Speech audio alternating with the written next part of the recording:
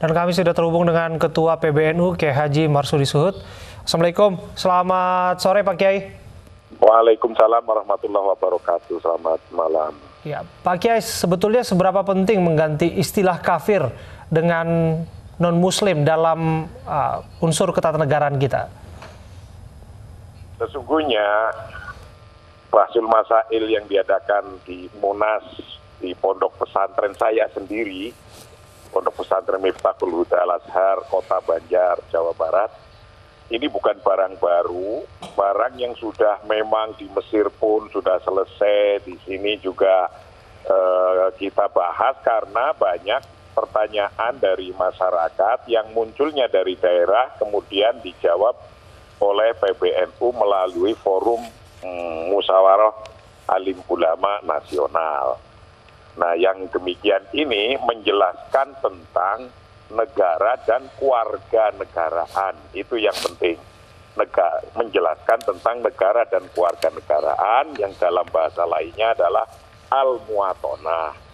Al-muwatonah atau keluarga negaraan. Yang semacam ini itu sudah dicontohkan oleh Rasulullah SAW ketika membangun negara Madinah, bahwa di sana dikatakan ana Nabiya SAW wadu'a awala dustur inda maqamat daulah al-Madinah al-Munawwarah wa nasofihi ala anna sukan al-Madinah umatun wahidah, bahwa sesungguhnya ketika membangun negara Madinah itu disusun satu konstitusi atau undang-undang oleh Rasulullah untuk bagaimana hidup bersama-sama antar pemeluk agama.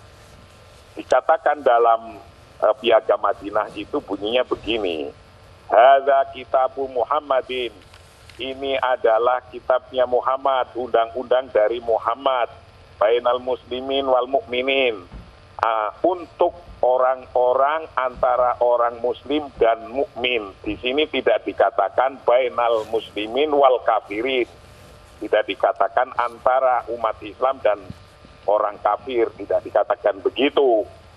Nah,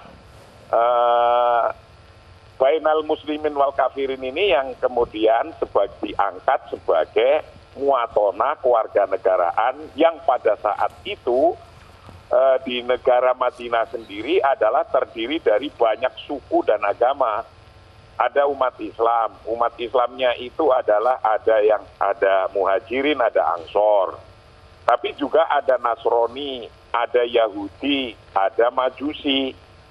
Nasrani, Yahudi, Majusi itu agama-agama yang hidup berdampingan bersama-sama, yang di negara Madinah dijamin keberadaannya. Maka ketika dijamin, itu diteruskan dalam undang-undang itu, waman lahiqa bihim wajahada ma'hum innahum ummatun wahidah. Barang siapa yang sepakat, sependapat, dan bisa bertemu bersama-sama, wajahada ma'hum, dan bisa berjuang bersama-sama memakmurkan negara itu dalam konteks kewarganegaraan. Baik. Maka innahum ummatun wahidah, sebutannya mereka yang berbeda agama itu disebut innahum ummatun wahidah, disebut umat atau bangsa yang satu. Nah ini tidak disebut umat kafir begitu. Baik, Kiai, apakah ini berdasarkan dari apa yang terjadi di Madinah atau memang diungkapkan sekarang karena memang saat ini situasi politik kan lagi panas ya Kiai ya? Ya memang kan begini, bahwa Nahdlatul Ulama sampai 83 tahun yang lalu, diawali dari tahun 36, membangun sebagai negara NKRI ini terus dilengkapi dengan kelengkapan pandangan keagamaan secara fikih. Misalnya tahun 36, Muktamar ke-11 di Banjarmasin, itu membangun keutuhan bangsa agar kita jangan perang sendiri antar umat Islam dan antar bangsa Indonesia, maka disebut bahwa Nusantara ini adalah Darul Islam, Darussalam, negara yang damai, bukan Darul Harbi, bukan negara perang, yang orang-orang sebagian sekarang itu mengatakan Indonesia masih Darul Harbi.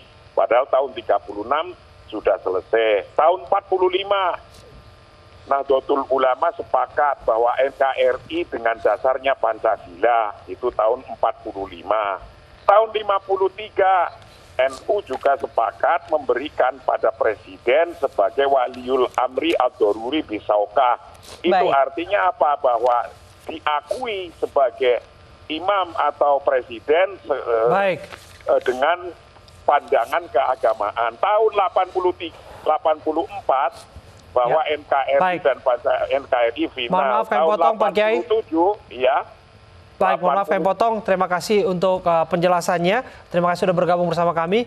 Kita akan mendengarkan kumandang azan maghrib untuk wilayah DKI Jakarta dan sekitarnya.